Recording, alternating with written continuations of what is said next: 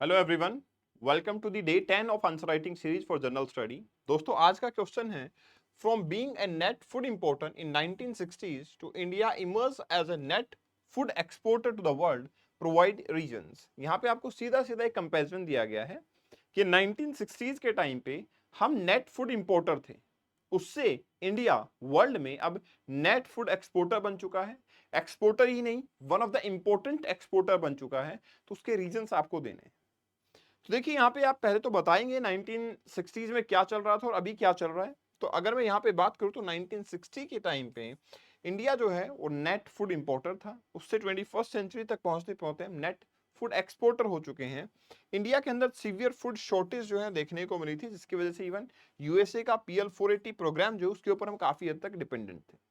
अब ऐसे क्वेश्चन में होता क्या है कि जब फूड की बात आ जाती है तो हम ज्यादा जो हमारा ओरिएंटेशन होता है ना, वो एग्रीकल्चर की तरफ हो जाता है। हम क्वेश्चन के अंदर बहुत सारे एग्रीकल्चर के बारे में बातें करने लग जाते हैं, लेकिन हम ये भूल जाते हैं कि एक्सपोर्टर होने के लिए एक कंट्री को सिर्फ एग्रीकल्चर के लिए नहीं, पॉलिसी के अंदर भी चेंज होना जरूरी है। एक कंट्री की आपके इंटरनेशनल रिलेशंस होने भी जरूरी हैं। एक कंट्री के फ्री ट्रेड एग्रीमेंट होने भी जरूरी है। एक कंट्री की अपनी एक्सपोर्ट पॉलिसी अच्छा होना वो भी जरूरी है। एक कंट्री के आफ्टर हार्वेस्टिंग जो आपके स्टोरेज सिस्टम है उसका अच्छा होना भी जरूरी है। मतलब ये हुआ कि मल्टी डायमेंशनल अप्रोच से आपको क्वेश्चन को अप्रोच करना है। अगर आप सिर्फ एक ही प्रोसेस पे चलते रहेंगे, ग्रीन रेवोल्यूशन, प्रोडक्शन अच्छा, उससे हम एक्सपोर्टर नहीं बनेंगे। तो आपको ये ध्यान रखना है। इसलिए इस आंसर को लिखना तो आसान है, बट अगर आप सिर्फ अपनी अप्रोच को मल्टी डायमेंशनल रखेंगे तो फिर डेफिनेटली आपको अच्छे मार्क्स यहां से मिल जाएंगे। तो सबसे पहला हमारे पास जो पार्ट आता है,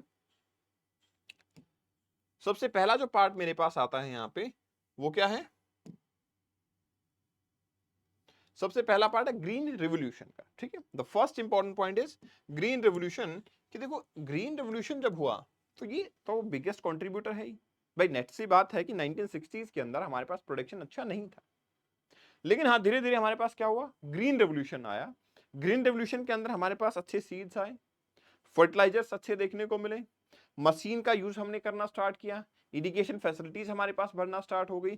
तो ये जो हाई यील्ड वैरायटी सीड्स थे व्हीट और राइस के लिए, अलॉन्ग विद दैट इंप्रूव्ड जो केमिकल फर्टिलाइजर्स थे, पेस्टिसाइड अच्छे जो यूज कर रहे थे हम, इसके बाद में इससे इनोवेशंस बढ़े और इसकी वजह से हमारे पास पंजाब में, हरियाणा में, यूपी में अच्छा खासा प्रोडक्शन होना स्टार्ट हुआ।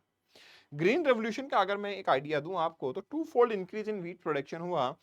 11 मिलियन टन व्हीट प्रोडक्शन 1960-61 में कर रहे थे, वही 24 मिलियन टन हो गया था 70-71 में। तो आप समझ सकते हो लगभग यहाँ पे प्रोडक्शन क्या हो गया, डबल से भी ज्यादा प्रोडक्शन हो चुका था। राइस का प्रोडक्शन जो है उसके अंदर भी सब्सटेंशियल इंक्रीज देखने को मिला। जो 34 मिलियन टन था वो 42 मिलियन टन हो गया था 70-71 में। मतलब ये हुआ कि प्रोडक्शन जो है हमारे पास वो अच्छा खासा देखने को मिल रहा था ग्रीन रेवोल्यूशन से। लेकिन प्रोडक्शन के साथ साथ में हमारे पास क्या किया गया, एग्रीकल्चर के अंदर भी रिफॉर्म्स किए गए। ठीक है, एग्रीकल्चरल रिफॉर्म्स जो थे वो भी उतने ही इंपॉर्टेंट थे। सक्सेसिव गवर्नमेंट आती चली गई, उन्होंने जिस क्रॉप को, हमारे ही बेसिकली जैसे फूड क्रॉप्स हैं, तो फूड क्रॉप हमारे लिए इंपॉर्टेंट होती हैं क्योंकि उनके बिना तो हम सर्वाइव कर ही नहीं सकते। तो वहां MSP डिक्लेयर करना शुरू किया, मिनिमम सपोर्ट प्राइस जो है वो डिक्लेयर करना शुरू कर दिया था मेजर क्रॉप्स के लिए। इसके अलावा फर्टिलाइजर्स पे, सीड्स पे, उन पे सब्सिडी देना शुरू किया ताकि हर कोई उसको अफोर्ड कर सके। Along with that food corporation of India बनाया गया ताकि क्या किया जा सके, फूड सिक्योरिटी और प्राइस स्टेबिलिटी को इंश्योर किया जा सके। क्योंकि अवेलेबिलिटी नहीं, एक्सेसिबिलिटी का होना भी बहुत जरूरी है। जैसे कि एक एग्जांपल दिया जाता है यहाँ पे कि MSP जो व्हीट का इंक्रीज किया था 76 पर क्विंटल 1970-71 में था, वो बढ़ के अब 2015 हो चुका है पर क्विंटल 2021 में। तो इससे क्या होता है, फार्मर को एक मोटिवेशन मिलता है कि हम इस पर्टिकुलर क्रॉप को ग्रो कर सकते हैं। फिर क्या किया गया, डाइवर्सिफिकेशन किया गया एग्रीकल्चर का। एग्रीकल्चर का डाइवर्सिफिकेशन से हमारे फायदा ये हुआ कि इंडिया का जब एग्रीकल्चर डाइवर्सिफाई हुआ तो हमारा जो ध्यान था सिर्फ स्टेपल फूड पे था, राइस पे था, व्हीट पे था। तो इससे हम हट के डाइवर्सिफिकेशन के अंदर हमने कुछ नए क्रॉप्स को इंट्रोड्यूस करना शुरू किया। ठीक है, नए क्रॉप्स को इंट्रोड्यूस करने से फायदा ये हुआ कि जो आपका अलग अलग कंट्रीज के अंदर जो रिक्वायरमेंट है वो रिक्वायरमेंट यहां से फुलफिल होना स्टार्ट हो गई। According to the agriculture and process food product export development authority, India का एक्सपोर्ट जो है वो फ्रेश फ्रूट्स के लिए और वेजिटेबल्स के लिए it is around 1.45 billion dollar in 2021। तो आप देख सकते हो कितना बड़ा वैल्यू जो है यहाँ से ऐड हो रहा है। ऐसी स्पाइसेस के एक्सपोर्ट की बात करें तो इट इज 3.98 बिलियन डॉलर। तो जरूरी नहीं कि सिर्फ फूड आइटम जो है हमारे पास स्टेपल फूड जो है वही हम प्रोड्यूस करते रहें, डाइवर्सिफिकेशन होगा तो भी हमारा एक्सपोर्ट जो है बढ़ जाएगा। ठीक है, इसके अलावा हमारे पास क्या किया गया, एग्रीकल्चर इंफ्रास्ट्रक्चर के ऊपर फोकस किया गया, क्योंकि एग्रीकल्चर इंफ्रास्ट्रक्चर अगर अच्छा होगा तो हमारे पास प्रोडक्टिविटी बढ़ेगी, हमारा एक्सपोर्ट पोटेंशियल ऑटोमेटिकली वहां से एनहांस हो जाएगा। 2020 में के अंदर अगर मैं बात करता हूं तो 144 million hectare of irrigated land India के अंदर देखने को मिलती है, जो कॉन्स्टिट्यूट करती है approximately 48% of total cultivated land. प्रधानमंत्री कृषि सिंचाई योजना, इसके तहत हमने इरिगेशन को एक्सपेंड किया और एक्सपेंड करने के साथ साथ में हमने इसको एफिशिएंट बनाया। अब इसके बाद में क्या हुआ, एडिशनली गवर्नमेंट ने फोकस किया कि जो हमारे पास प्रोडक्शन हो जाता है उसके बाद स्टोरेज की फैसिलिटी ना होने की वजह से काफी सारा प्रोडक्शन फार्मर का खराब हो जाता है। तो हमारे पास कोल्ड स्टोरेज जो है उनकी फैसिलिटी बढ़ाई गई, उनकी कैपेसिटी बढ़ाई गई, उनकी अवेलेबिलिटी को जो है वो स्मूथली इंश्योर किया गया। इससे हमारे पास काफी सारा एक्सपोर्ट में फायदा मिला। फिर हमारी एग्री एक्सपोर्ट पॉलिसीज के ऊपर हमने फोकस किया, क्योंकि देखो अगर मुझे एक्सपोर्ट करना है तो मुझे मार्केट का एक्सेस होना जरूरी है। तो हमने हमारी नई पॉलिसीज फ्रेम करना स्टार्ट की, जिसके अंदर हमने ये बताया कि एक्सपोर्ट हमारा इंक्रीज करना है। तो इंडियन गवर्नमेंट ने काफी सारी पॉलिसीज इंप्लीमेंट की, जिसमें आप देख सकते हो कि एग्रीकल्चर एक्सपोर्ट पॉलिसी 2018 में आई थी, जिसका काम था कि बाय 2022 हम एग्रीकल्चर एक्सपोर्ट को डबल कर देंगे। ठीक है, इसमें हमने एक्सपोर्ट रेस्ट्रिक्शंस को हटाया गया, हमें लॉजिस्टिक इंप्रूवमेंट किया गया, फाइनेंशियल सपोर्ट जो है वहां पे दी गई। Ministry of commerce and industry ने इंडिया की एग्रीकल्चर एक्सपोर्ट को 41.25 बिलियन डॉलर तक पहुंचा दिया था 2020-21 में, जो कि 17.5% इंक्रीजमेंट देखने को मिला था प्रीवियस ईयर से। एक ही साल के अंदर 17% का 17.5% का इंक्रीज देखने को मिला। तो मतलब पॉलिसी का फ्रेमवर्क अच्छा किया गया, जिससे हमें फायदा मिला।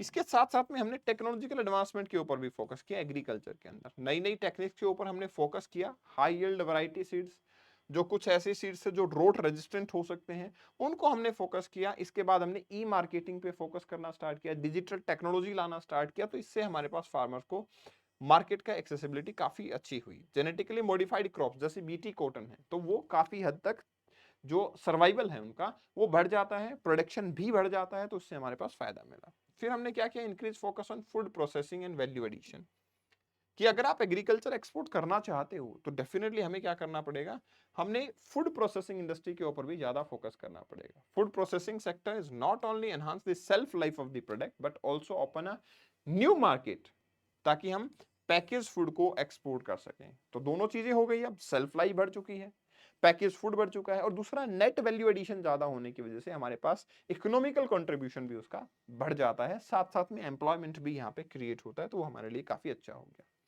इसके बाद हमने इंटरनेशनल मार्केट को एक्सप्लोर करना स्टार्ट किया। तो हमारे इंटरनेशनल ट्रेड एग्रीमेंट्स को हमने रिवाइज किया, उसको फोकस किया। तो ये हमारा काम हुआ, ग्लोबल मार्केट को एक्सेस करने में हमने काफी तवज्जो दिखाई थी। एक तो इंडिया ने क्या किया, अपने वर्ल्ड ट्रेड ऑर्गेनाइजेशन के अंदर पार्टिसिपेशन करना शुरू किया। इससे हमारे पास क्या हुआ, इंप्रूवमेंट हुआ। बायलैटरल एग्रीमेंट हमने साइन करने स्टार्ट किए, मल्टीलैटरल एग्रीमेंट हमने साइन करने स्टार्ट किए, जैसे फ्री ट्रेड एग्रीमेंट हमने साइन करने स्टार्ट किए थे, जिनमें आप देख सकते हो association of south east Asian nation के साथ हमने एफटीए साइन किया। उससे हम एक्सपोर्ट को बढ़ा पाए, उनकी मार्केट को एक्सेस कर पाए, एंड दैट्स व्हाई हमारे प्रोडक्ट जो हैं उनकी मार्केट में बड़ी इजीली अब फ्लड हो सकते थे। So that is the whole process. तो एक्सपोर्ट पे हमने काम किया, हमने टेक्नोलॉजी पे काम किया, हमने कोल्ड स्टोरेज पे काम किया, हमने सीड्स पे काम किया, हमने लैंड जो डिग्रेड हो चुकी थी उसको रिक्लेम करने की बात की, हमने लैंड रिफॉर्म्स के ऊपर फोकस किया है। तो कंक्लूजन में हम ये कह सकते हैं कि इंडिया एक नेट फूड एक्सपोर्टर कंट्री बना है, लेकिन वो सिर्फ और सिर्फ एग्रीकल्चर के ऊपर नहीं है, मल्टीपल फ्रंट्स हमने ओपन किए। उसमें पॉलिसी रिफॉर्म्स आप कह सकते हो, इंफ्रास्ट्रक्चर डेवलपमेंट कह सकते हो, टेक्नोलॉजिकल एडवांसमेंट कह सकते हो, गवर्नमेंट इंटरवेंशन कह सकते हो, agriculture infrastructure, cold storage and so on, ये सब चीजें हमने डेवलप की हैं। तो हमारे पास एक अच्छा production level as well as export level India का पहुंचा है। तो चलिए फिर नेक्स्ट सेशन में मिलते हैं। Thank you very much, best wishes.